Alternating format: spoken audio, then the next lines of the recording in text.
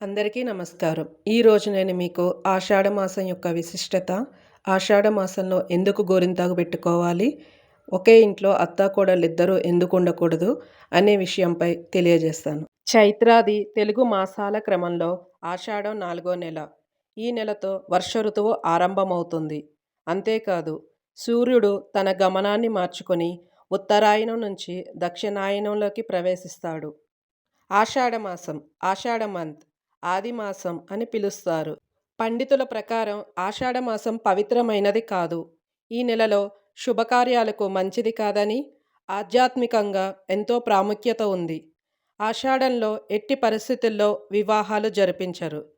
అవసరమైతే 3-4 నెలలు వాయిదా వేస్తారు కానీ భజంత్రీలు మోగించరు. అలాగే ఆషాఢమాసంలో కొత్త కోడలు అత్తగారింట్లో ఉండకూడదనిది ఒక నమ్మకం కూడా ఉంది. ఆషాఢం ఆది అనే సంస్కృత పదం నుంచి వచ్చింది. ఆది అంటే శక్తి అని అర్థం. కాబట్టి ఈ ఆషాఢమాసం దేవతలను పూజించడానికి చాలా పవిత్రమైనది. ఆషాఢమాసంలో పవిత్రమైన పూజలు, వ్రతాలు, రథయాత్రలు, పల్లకీ సేవలకు శుభప్రదం. అందుకే ఈ నెలలో ఆలయాలు భక్తులతో కిటకిటలాడుతూ ఉంటాయి.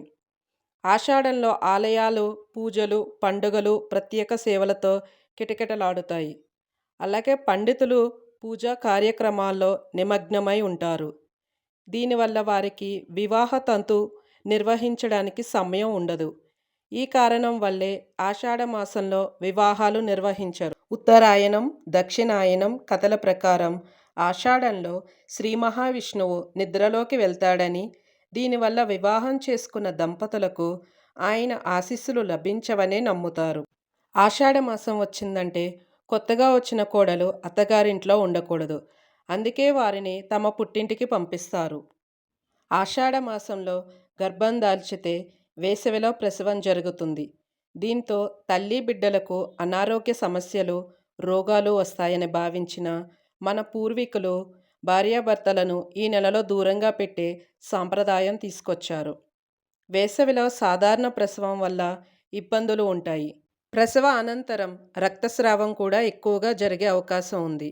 పూర్వం హాస్పిటల్లో సరైన వైద్యం అందేది కాదు కాబట్టి ఇలా సాంప్రదాయం పేరుతో భార్యాభర్తలను వేరుగా ఉంచేవాళ్ళట.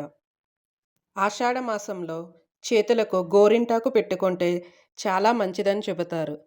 అయితే ఆషాఢ మాసంలో వాతావరణ మార్పులు చోటు చేసుకుంటాయి.